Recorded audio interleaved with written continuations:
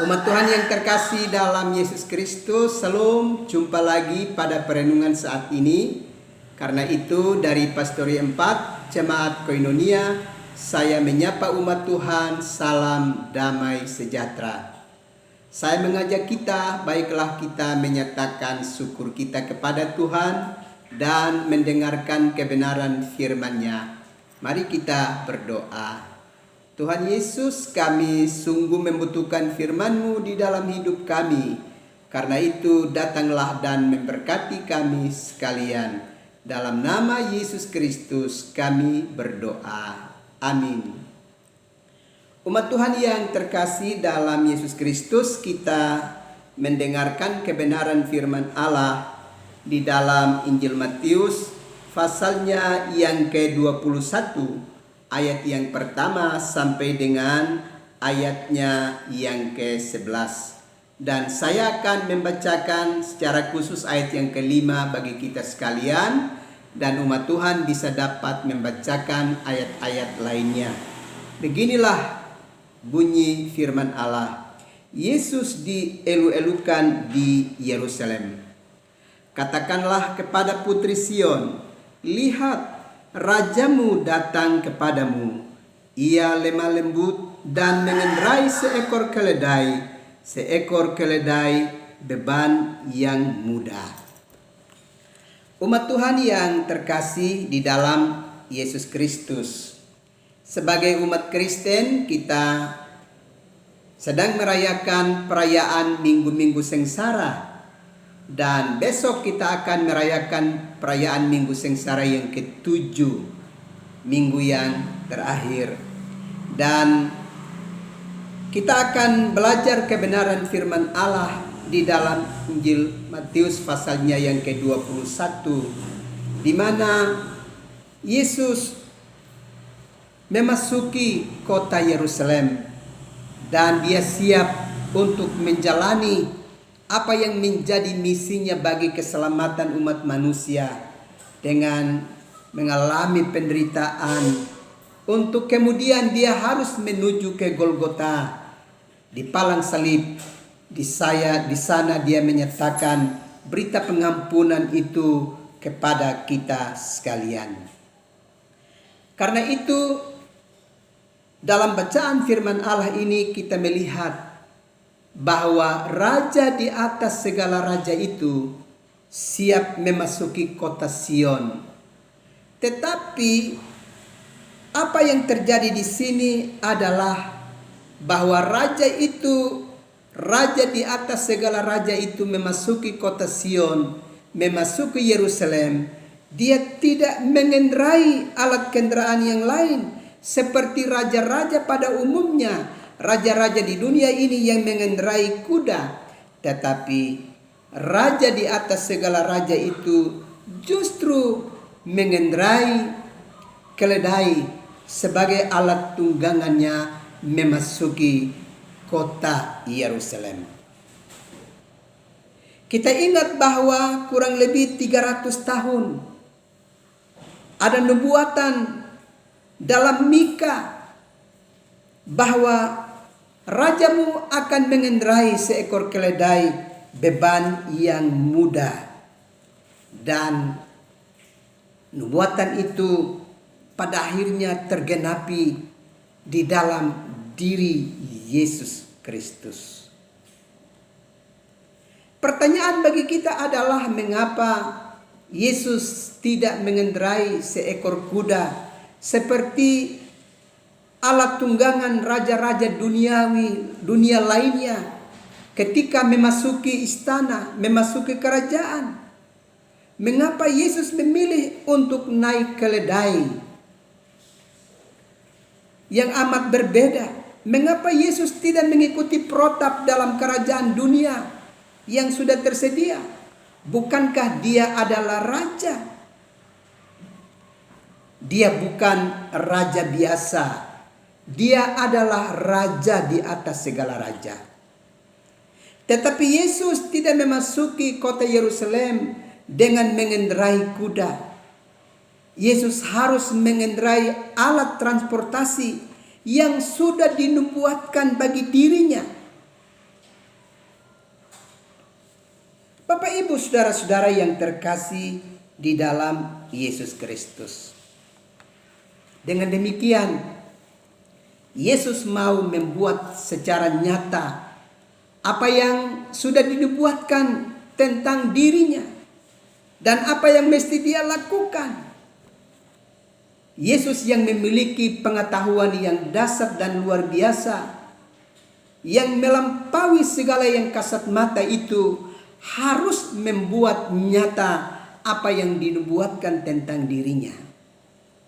Bahwa alat transportasi untuk dia memasuki kota Yerusalem itu dia harus memasukinya dengan mengendarai seekor keledai beban yang mudah.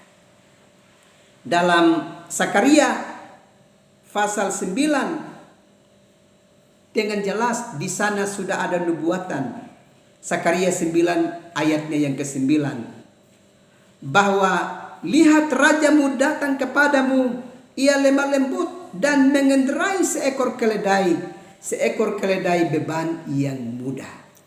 Dengan demikian, kalau Yesus mengendarai keledai sebagai alat transportasinya memasuki kota Yerusalem, maka Yesus sesungguhnya sedang melaksanakan apa yang sudah dibuatkan tentang dirinya.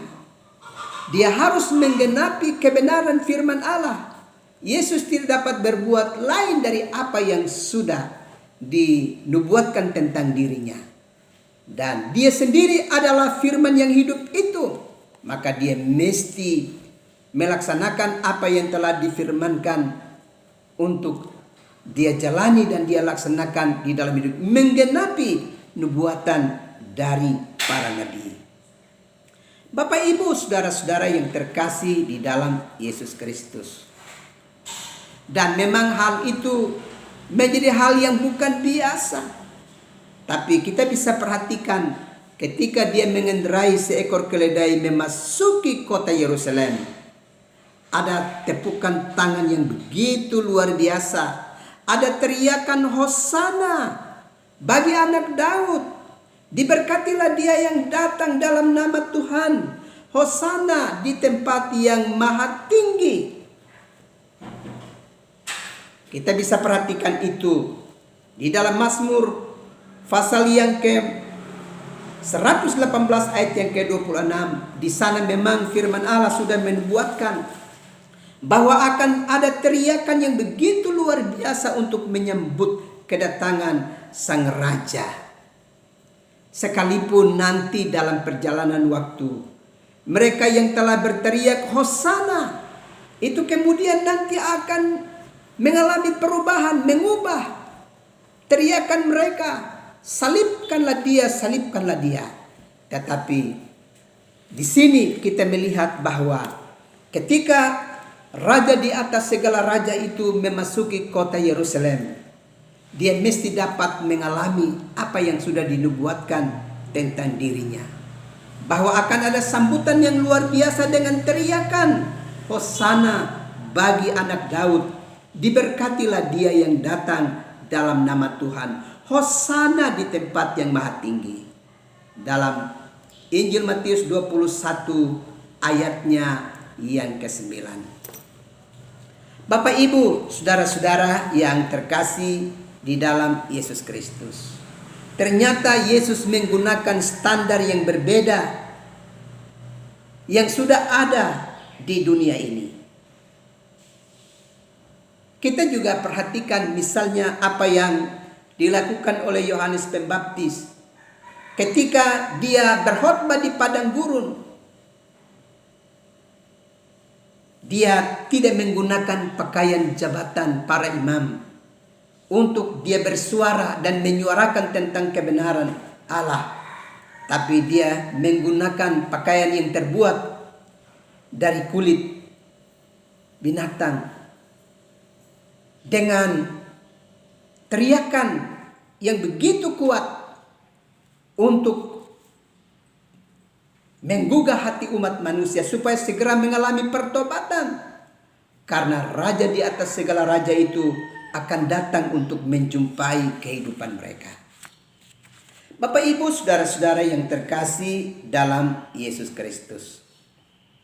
Karena itu kita tentu berharap bahwa sebagai umat yang percaya kepada Tuhan, kita sedang melihat bahwa kita sedang beriman kepada pribadi yang memiliki pengetahuan yang sangat luas, yang mengetahui apa yang akan terjadi dan yang sudah terjadi.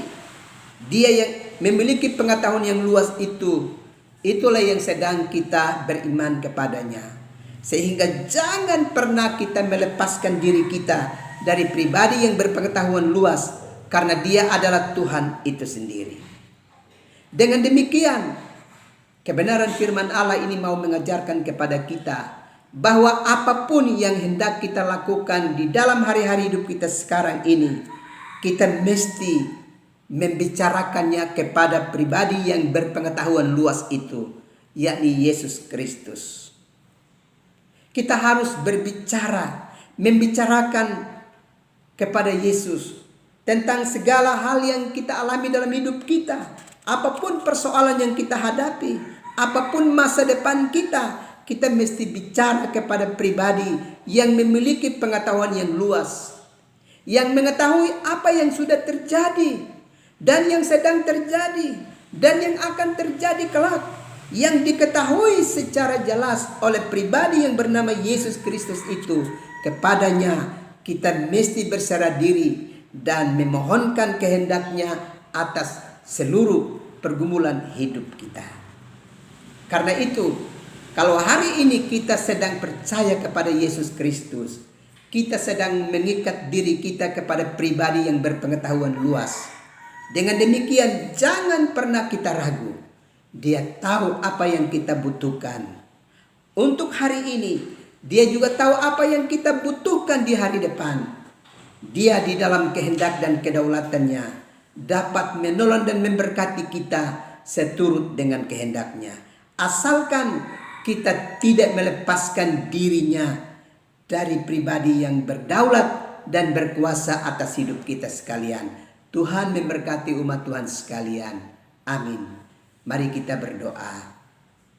Tuhan Yesus, terima kasih untuk kebenaran firman-Mu yang terus memberkati kami. Kami akan beristirahat, datanglah dan memberkati kami sekalian. Dan kami juga berdoa, biarlah besok Roh Kudus menggerakkan hati kami untuk ambil bagian dalam ibadah utama di gereja Tuhan, supaya di sana kami mengambil bagian dalam ibadah bersama segenap umat percaya. Dalam Yesus Kristus kami berdoa.